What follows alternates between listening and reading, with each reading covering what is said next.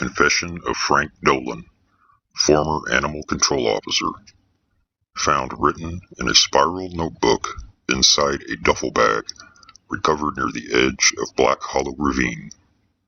No sign of Dolan. To whomever finds this, don't come looking for me. Don't send help. Don't even pray for me. That part of me's already long gone. I worked animal control for 17 years in Marlow County, long enough to see all manner of things that don't make it onto the evening news. People think the job is about chasing off raccoons or picking up strays.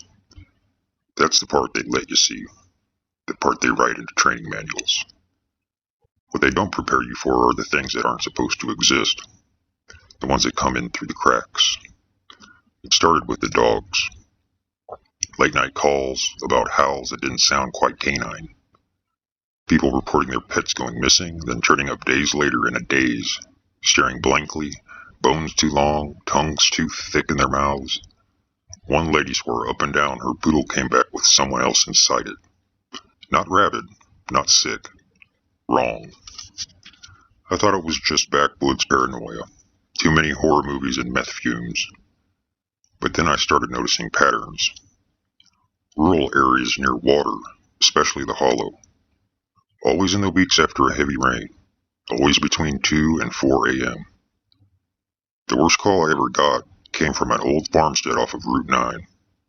Mrs. Coulter, sweet woman, shaking like a leaf when I got there. She said something had been knocking on her barn door for 2 nights, not pounding, not scratching, knocking, like it wanted to be invited in. I walked into that barn expecting a rabid fox. What I found was a horse, half decomposed, standing up, breathing. Its eyes were moving like they were watching something inside its own skull. The smell was something between rot and iron, like rusted meat. I went to put it down. It's what you're supposed to do when something's suffering like that. But it spoke. It didn't use words. It used a voice, but it wasn't the horse's. It wasn't anything. It was a pressure in my brain that said, "You've seen too much now." After that, things got worse. Calls about possums bigger than children.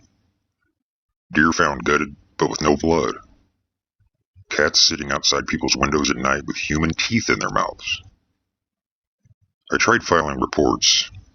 They got lost. I tried telling my supervisor. He looked me dead in the eye and said, "Your job is to clean up the mess, not ask where it comes from." Turns out, Marlow County Animal Control isn't just pest management. We're the thin, dirty line between them and the world. We pick up what gets through. We hide the evidence. We burn what can't be explained. Every officer knows. They just don't talk about it. But I broke protocol. I went back to Black Hollow. I needed to see the source. I followed the sounds. They weren't animal sounds. They were mimics. Something down there that repeats what it's heard.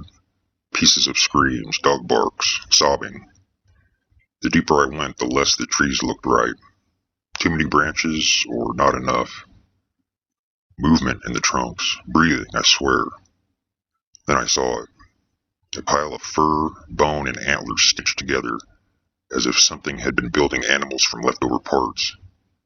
It turned to look at me, even though it had no eyes. I ran. I didn't look back. But I brought something with me. Something small at first. Dreams that weren't mine. Waking up with muddy feet. One night I heard scratching under my floorboards, and then a voice that said in the same pressure tone, "We like your skin. It remembers how to be warm." It's inside me now. I feel it watching when I look in mirrors. Sometimes my reflection smiles before I do. I cannot let it spread. So I'm going back to the Hollow. Gonna bury myself in the dirt before it finishes hollowing me out and wears me like a uniform. Burn this letter. Stay away from Black Hollow. And if you ever hear a dog barking after midnight, with a child's laugh behind it, don't answer the door.